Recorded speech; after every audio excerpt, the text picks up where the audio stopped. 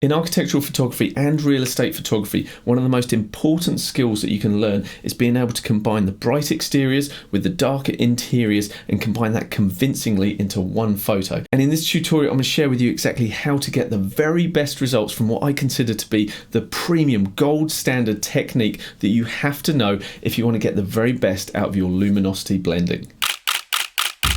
High quality HDR work and the Flambient technique are both excellent solutions to this problem of combining the interior with the exterior. And while on occasions I will be using both of those techniques, if you want to get the very best results, you have to get a handle on luminosity blending. Not only am I going to cover and simplify the steps involved, but I'll also do a bit of troubleshooting as well for those of you that have tried this technique before but end up with less than satisfactory results, often a much flatter image than you were hoping for. So the first part of the process comes down to preparing your raw files properly.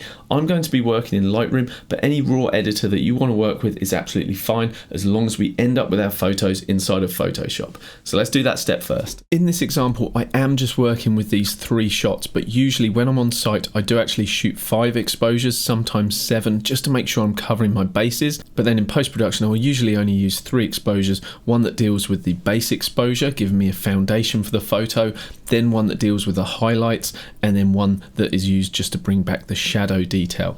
So the first thing we want to do is just do some quick editing on these photos and get them set up ready for the luminosity blending. And so I'm going to do this fairly quickly because I've gone over this stuff in other videos. A camera flat profile brings us a little bit more dynamic range, which is a great starting place.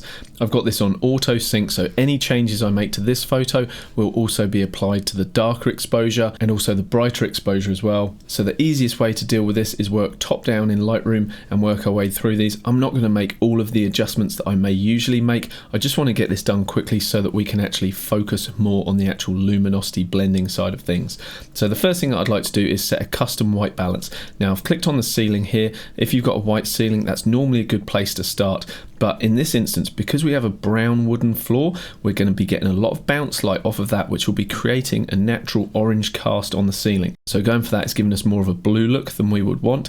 And so what I'm going to do here is actually look at the number that I'm given by clicking on a neutral target on the ceiling. That's giving me this 4650 plus 27. If I go back to the as shot, I can see this is 5550 and plus 16. So I feel like this is too warm. I felt the other one was too cool. And so when I have situations like this, I'll just split the difference. So let's go for 5150 and we'll just bump this up a little bit. Let's go plus 20 on that. And there you go. We have a much more natural white balance based on what the camera thought when we were on site and from what Lightroom thought by me sampling up here. So currently we have this white balance set across all 3. We want to make sure that we don't have any variation in our white balance between the exposures that we're bringing together. Now this photo is slightly underexposed, so I am going to bump this up, and normally I'd have a correct exposure for this. Like I said, I've only got 3 shots here, and originally I would have had 5. I don't know what happened to the other ones, but for this video purposes, this is going to be absolutely fine.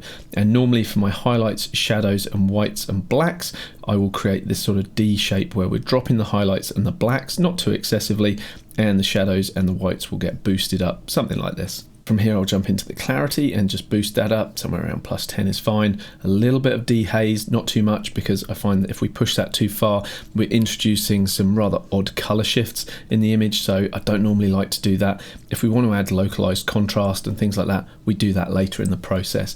But one thing I do like to do is just increase the color saturation and vibrancy just a little bit. It's nice to have slightly richer colors to work with because we can always dial them back down later. Now I've jumped into the tone curve here, and often I will find that a little bump in the mid-tones goes a long way. Because if we look at the distribution of the brightness values, the luminosity, you'll see that we actually have a lot of data around the left-hand side of the graph. So I'm just going to put a point here and just boost this up slightly, because the areas of a property that you would think should be white are actually often a mid-grey. So if I reset this and we come with this targeted picker tool, if I just hover over here, you can see that on the line of the curve, we actually see where this brightness value exists. And as I hover this over the ceiling, which is a white ceiling, you can actually see that we're pretty much bang in the middle of our curve.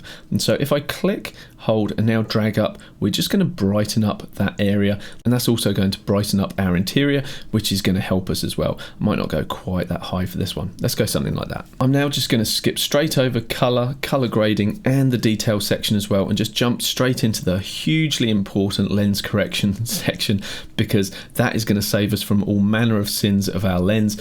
So we're going to remove the chromatic aberration, and even more visually impactful is clicking enable profile correction. So you'll see the big change between how it was before and how it is after. We're getting rid of all of that barrel distortion. So we're about halfway to correcting the really heinous lens distortion that this 16-35 gives me. It's a beautiful, sharp lens. However, you do get a lot of distortion, and here I'm tilted down. So the next step is correcting for that tilt, which is really easy to do through the transform section. My preference for this tool is to use the guidelines because you're in control of that perspective. However, in this case, I'm pretty sure Lightroom has indeed done a good job just by clicking the vertical button here. But one thing I've noticed, just judging by my eye, is things have got a little bit pinched, and so grabbing the aspect slider, we can actually correct for this. So you can take things one way or the other, and in this case I just need to take it just a little bit to the left just to get those proportions back where they need to be. So this was our before and this was our after. And in terms of correcting your architectural photos, that transform tool goes a really long way to getting them looking so much better. So if we consider where we started with that raw file to where we actually ended up right now, I consider those to be the absolute basics, the fundamentals of editing architectural photography. However, we want to take things the next step, and it's this part that is really important if you want to get believable luminosity blending going on. So if we're taking that bright exterior, the darker interior, and seamlessly blending it to one photo, pay attention to this bit. It's all about the image preparation that sets us up for success in the next step. So let's take a look. So all of these global changes that we've made so far to the photos have been applied with auto sync turned on. So every change to this base layer has also been made to the highlights layer and to the layer that we're going to use to bring in detail in the shadows as well. But that doesn't mean that these were the best settings for the highlights and the shadows layer.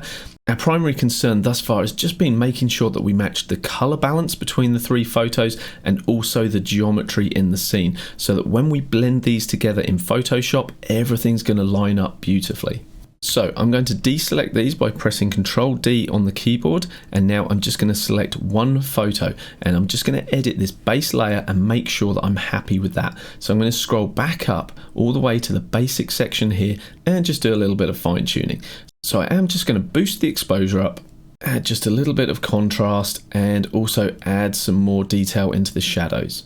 Now this photo comes from my Nikon D850, which has a fantastic sensor with over 14 stops of dynamic range. So that's a lot of difference between the very darkest shadows and the very brightest highlights. So you might be thinking, well, why don't you just process this one photo and that'd be good enough? Because there is a lot of detail in the highlights that we can bring back. So let me show you why you wouldn't really want to do this if you're wanting to deliver to your client the very highest quality work. But this quick hack that I'll show you may actually suffice for real estate delivery or just getting your proofs back to your client, but for that highest level, it's not what we want to do. I'll show you why. So I'll just bring the exposure back down just a little bit, and now we can boost the shadows, so we're getting effectively the same sort of look on the interior. We can also boost up the blacks as well, and now we're just going to control the highlights. So I'm just going to drop those highlights back down, and you can see that in fact we do have a whole lot of dynamic range available to us. Sure, we've got a very flat looking image at the moment, but we can counteract that by boosting up the contrast here. We could also do that in the tone curve if we wanted, and then to control that, because it's got oversaturated, just drop that saturation down. You may think, well, that's pretty good and it saved me a lot of time. I'll send that back to my client. And yes, that might be good enough for a proof. But if you look outside, we don't have the visual depth in the highlights, the colors are pretty underwhelming, and even more so, if we come down into the shadow areas, let's say we just boost this up just a little bit more so we can see into those shadows, you can actually see all of the noise that we're dealing with. And if you're expecting to get paid well for this type of work, your client should be expecting to receive a high quality file, and digital noise in the shadows like this just isn't of that highest caliber that I like to deliver to my clients, and I don't think you should either. On this channel, I've got no no qualms talking about pricing, and usually you guys say it's helping you out. So this job, for instance, this was worth over $4,500 to me, partly because I supplied the files to the architect and the builder, and that made up the final bill. So I feel that if you're delivering that type of invoice to somebody, you also need to be delivering work of the highest standard, and that is why we're doing this luminosity blending approach rather than just the quick fix that I've shown you here. So let's press on. So what am I looking for when I make adjustments to the base layer? So effectively, all I want is a really well exposed interior. I want a nice amount of contrast. It doesn't have to be perfect. It doesn't have to be extreme because I can build contrast in later, but I just want this interior to be looking pretty good. I don't want it underexposed. I don't want it overexposed. It's the Goldilocks principle. I want it just right. Now, in terms of the brightness, the fact that the highlights are blowing out outside of the window, that's actually a good thing. Look, if I turn our warnings on by clicking the little triangle in the top right of the histogram there, we can see that we've gone to pure white pretty much everywhere outside. And that's actually in our benefit because that's going to help us bring back in the darker exposure. This highlights layer here, it's going to help us bring that back in much more easily in Photoshop. So what I can do is actually grab the white slider and actually boost that up even more, because watch what happens if I drop it all the way down and we look just at the interior of the lounge here. Everything just gets a little bit tepid, a little bit washed out. But when I grab the whites and boost that up, we actually get a little bit more of an interesting contrast going on here. So I'm not afraid to push those whites quite high on this base layer. For the blacks, I just like to position those literally where we just start to creep in on the side of the histogram here. So I'm going to turn the warning dialog on again so you guys can see exactly where we're clipping, thanks to those little blue warnings. And basically I just bring that up literally until we just start to get the blue showing up just here. Okay, let's turn our clipping warnings off just by pressing the J key on the keyboard. And now we can see the base layer for what it is. And for me, this is pretty much perfect for bringing into Photoshop. So now we're ready to move on to the highlights layer, which is this one here. And as you can see, we've got a lot of detail outside, which is great. However, the interior is very, very dark. For some of you to solve this, your go-to would be to use the flambient technique. So you might be bouncing a flash off of the back corner so that you're flooding the area with light. Now, while that does offer a convenient fix for brightening up the interior of the property, it also presents several issues that I'm not a big fan of, and this technique actually solves. So what are those issues? Well, if you're dealing with bigger spaces like this and bigger, which is often the case when you're doing architectural photography or bigger high-end homes, you'll find that just your speed lights aren't going to give you enough power, so you need a bigger light. This bad boy is actually the perfect balance between power and price. So if you are doing a lot of flambient work and flashes just aren't cutting the mustard, this is what I'd recommend, and it is the AD600 Pro. I'll put a link to it in the description below. This is excellent, and if you're into architectural photography, I strongly recommend getting a more powerful light in your gearbox. However, issues with the flambient technique aren't just reserved to the power of your strobe. There's also issues to do with reflections when you're bouncing the light around. Also, are you actually making the scene look believable with how you're bouncing the light? We have a stunning lounge here which actually looked amazing to my eye when I was there on site, and so really I don't need to augment what already looked great with some off-camera flash, because all the light was there. It's just my job as a photo editor to have the skill set to be able to manipulate what the camera captured to present to the viewer what we saw when we were there. And that's exactly what we're doing here. And once you understand the steps involved, it's really not that hard. So what do we need to do with this highlights layer to get it to blend in seamlessly with the base that we've already created, and do so that we can bring back our exterior without affecting what we've done to the base layer? Well, the key to success is twofold.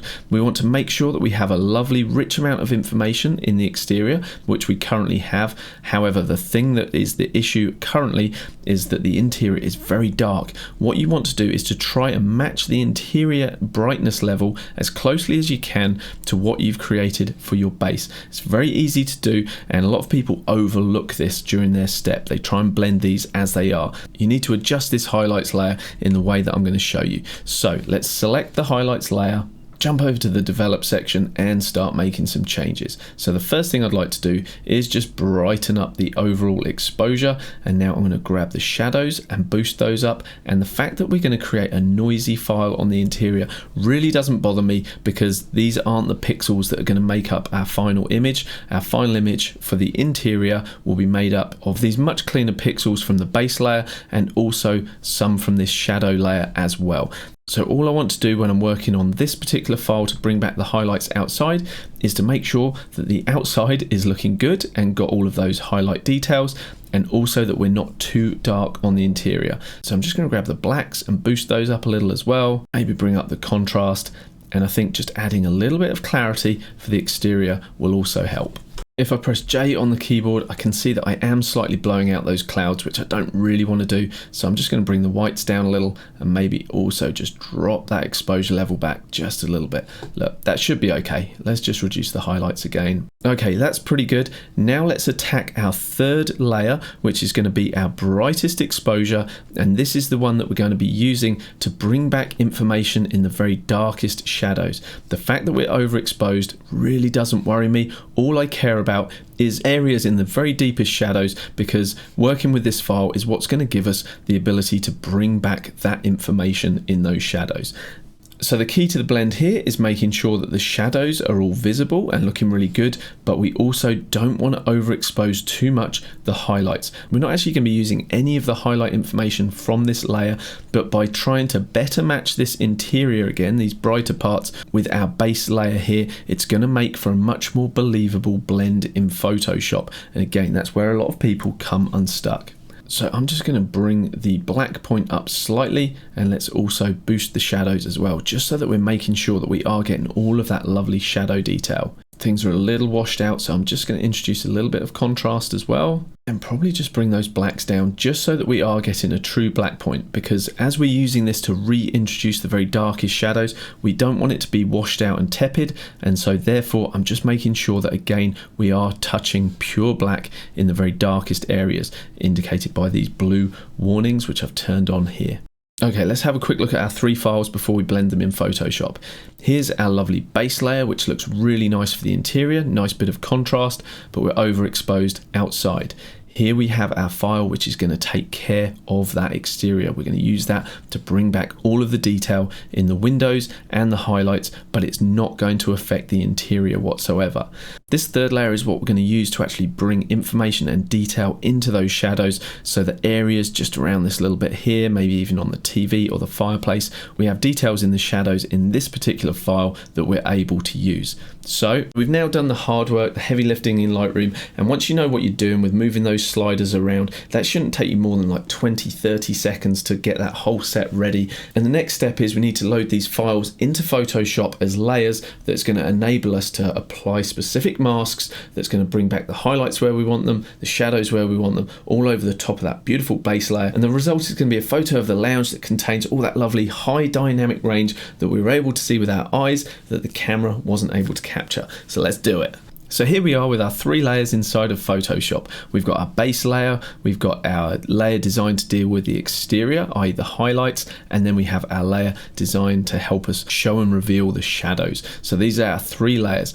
Our base layer being the foundation of our finished photo, and these two extra layers are more supplementary. So we're going to steal little elements. So the highlights from this one is what we're going to steal, and then we're going to steal the shadows from this one and introduce those into the base layer to correct for its flaws. So how are we going to do that? Well, we're going to do it with masking. It's very simple masking, but it's also very specific masking. And so normally when we apply a mask, let's say we come down here and we're going to click on our mask to hide everything, and then with white we could start painting back in what we want to reveal. Now obviously this is a very crude method. This is not the way we want to do it, and if I hold Alt and click on the mask, you can see exactly what I've created here. It's no wonder that this doesn't look good. So how do we do this properly? Well, I'm going to delete that layer mask and show you a much better method. And in order to do this method successfully, I'm going to be using a panel called Lumenzia. I'll put a link to it in the description below. It is a paid product, but it's honestly like the best investment I've ever made in my architectural photography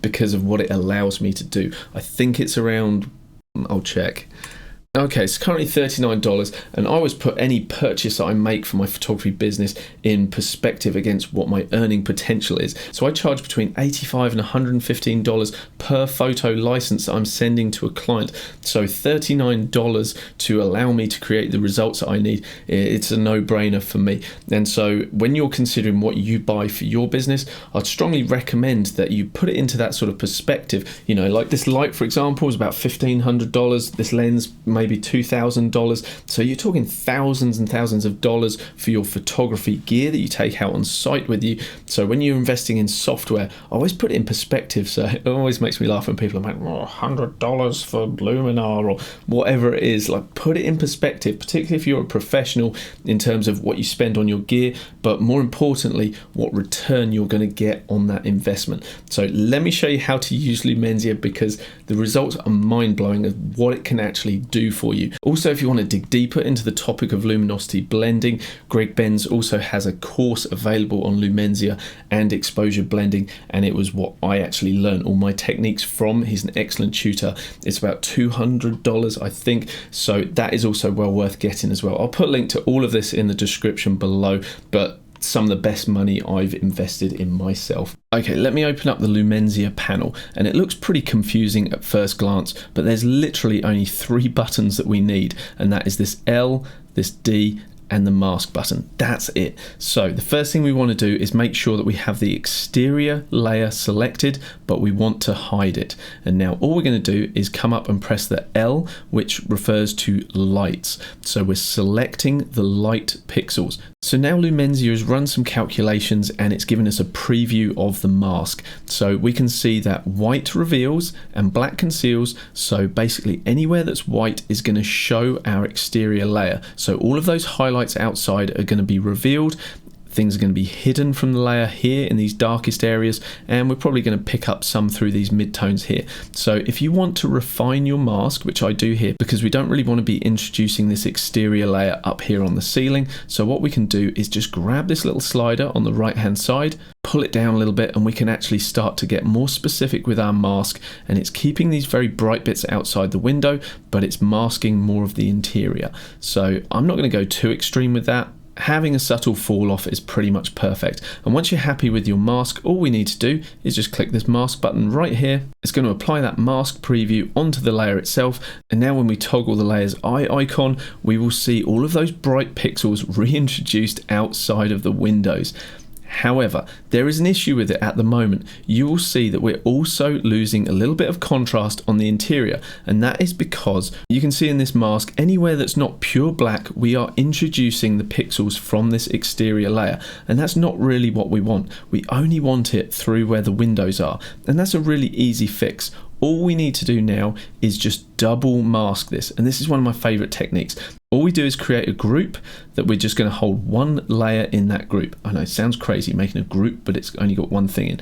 But what that's going to allow us to do is actually add another mask to this. And so I'm going to hold the Alt key and click on the mask. That gives me a black mask, so it's going to hide everything. I'm going to drop my opacity of the brush to about 50% so that I can now come in and just paint in that effect, and I'm going to be able to build this up.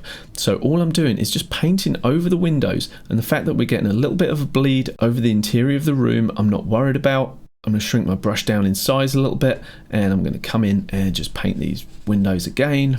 Basically anywhere where there's a highlight and you want to bring it down, we can now just roughly paint over that area. If we want to get things done a little quicker, let's just put that on 100% and just really quickly dab on each pane of glass, particularly in the center. And now if we toggle that off and after, you can see that we're bringing back all of those highlight details out of the window without compromising any of the contrast values inside the interior of our room. And if we want to brighten up those dark areas of the photos, we can use this shadows layer here, which is going to bring in some really nice clean pixels for those very darkest areas.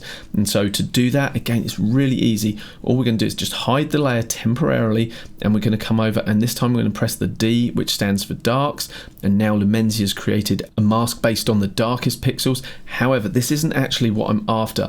Because we've got the highlights shown, we're also masking based on those highlights. I'm not interested in that. It's just the interior I care about. And so I'm just going to as well temporarily hide that layer there, and you can see how that has just changed the mask instantaneously. So all of a sudden out of the window it's pure black, so we're not going to be bringing any of those shadow pixels back in outside the window. And again, that is exactly what we want. We just want it boosting up the shadows on the interior. And so if we're happy with this look, and again we could move this slider to refine the mask, but for simplicity's sake I'm just going to say I'm happy with that. Click the mask button. Now the mask has been created. I'm first of all going to turn on those highlights again, and now we're going to turn on those shadows. So there you go, we've brightened up that interior. But just like before when we used the group and we had a secondary mask to control exactly where we wanted to apply the highlights, we can do the same with the shadows. So I may not want to introduce the brightening of the shadows everywhere because it does start to flatten the image out. And so I'm going to be more selective with that by roughly painting it in now. And I can do that by creating another group, grab those shadows, put that inside that group, and now I can create a secondary mask. I'm going to hold the Alt key and click on the mask. That's going to hide everything from that shadow layer. And now I'm going to repaint in the shadows where I want them, but it's only going to reveal them based on this really defined mask that Lumenzia has created. Because we're working with a black mask which is hiding everything currently, I'm going to use white to paint back in. So I'm just going to toggle those over. So I'm using my white paintbrush, and instead of being aggressive with 100%, I'm just going to build it up. So we'll set the opacity at about 50%. And now I'm just going to start painting only where I want to brighten up. So I may want to brighten up, say, the left of the TV a little more than the right, because that's already quite bright. The back and the side of the couch here, this is very dark, and so I do want to brighten up these areas around here. So I'm just going to click, paint in some of that brighter pixels into those dark areas, and I can also do the same on the floor as well, just to brighten up the timber on the floor and help lead our eye into the center of the frame. Okay, let's have a look at our before and our after. Before and after is pretty subtle, but it is an improvement. So now let's just jump back to our original and where we got to. So I'll name those groups and just collapse them. And so we'll hide the layer that brightens the shadows and hide the highlights as well. And you can see that we're back to our original. And now, if you feel like these highlights are just a little bit too dark, it's not that believable, and you'll see this all the time in real estate photo editing, that the exterior is just too dark, what we can do is come back to the opacity, and we don't have to have that set at 100%. We could drop it back, say, to 75% or 88. You know, you don't need to have that smashed all the way to 100 and being that aggressive with it. After all, the outside of the property is brighter, so there's no harm in having the pixels that represent out of the window brighter than what's going on in the interior, but as long as we can see them and they're not completely blown out like they were originally. And now if we reintroduce the shadows, our level of detail through the whole photo is greatly improved. And that is so much better. However, there is a big drawback about taking a very contrasty scene and compressing those highlights down, bring the shadows up. Basically, you're going to end up with all of that information, but the consequence is oftentimes the contrast is going to be greatly reduced. And so as a finishing touch, we need to reintroduce that contrast. If you're familiar with the basic S-curve, absolutely that is a way that you can reintroduce contrast into your photos. However, we want to make sure we're delivering our client the very best file possible. So I'm going to let you in on the secret sauce that I apply to my photos to reintroduce contrast, but not just that, really bring out a level of detail that the architects really appreciate. So let me show you. Okay, I'm going for the monster shortcut, Control Alt Shift and E, and that is going to create a stamped visible layer. So now all of that hard work exists on its own individual layer. I'm going to come up to my filters menu and I'm going to apply one of my favorite filters, and that is Nik Collection's Color Effects Pro. It's currently on version 5. I'll put a link to whatever the best price is for it in the description below, and literally it's a way for you to add detail and add contrast. Like I say, super easy to use. Basically, we can come in, I've got 3 filters applied here. I won't go over it in a whole heap of detail here, but literally I can enhance the detail with this detail extractor tool. I have that set to 7%. I also love this Pro contrast tool. I'm going to turn that on, and just like that, all of that contrast that we started to lose through our luminosity blend, that is reintroduced, and we can have a play around with this. Look, if I push this all the way aggressively to 100, you can see that you can get some really punchy results. Obviously you want to be a little bit more refined with how you use this, and as a final touch, a rather unexpected tool that I love to use is the Glamour Glow. It's not even in the normal filters section under architecture, it's actually under portrait, a Glamour Glow, but I just feel that this actually gives it a nice soft kind of look. So it's not much, but look, here's 𝗥𝗲𝗄𝗏, things are getting a little bit crunchy, and just by adding a little bit of this glow, not too much, you can just soften it up and it gives it a nice kind of ethereal and inviting kind of look. So now if we toggle from our before to our after with Color Effects Pro applied, we've got a nice amount of contrast going on now. We've got a little bit more detail going on in the textures. And if I zoom in and we look at the before and after, you can see that we've got that contrast. We've got a lovely, rich amount of detail going on now as well. It's pretty subtle, but it really gives your photos a lovely lift. And obviously, you don't have to use it 100% across the whole photo. We could mask this in so that we can draw the viewer's attention to exactly where we want it. So we can apply it more heavily towards the center of the frame, and that just gives us a little pop into the lounge area without adding unwanted contrast to the ceiling. So with just two really powerful techniques, we've been able to take the photograph from this and turn it into this. To finish the photo, I'd probably just neutralize those whites, which incidentally you can also do in Color Effects Pro, and I'd also remove those little dust sensor spots that you may have noticed on the ceiling as well. But in terms of just two very simple yet very, very powerful techniques, luminosity blending, it is an absolute game changer. Thoroughly recommend Lumenzia to help you with that, and also Color Effects Pro just to bring back that localized contrast. Way better than messing around with curves in Photoshop. It's really going to elevate your work, so it looks so good. Okay, thanks so much for watching, guys. Don't forget those links are in the description below if you're interested in getting hold of some of these to help you with your workflow, and I will see you in the next video. Let me know what else you want to learn and I'll see if I can cover it. Cheers for watching. Bye bye for now.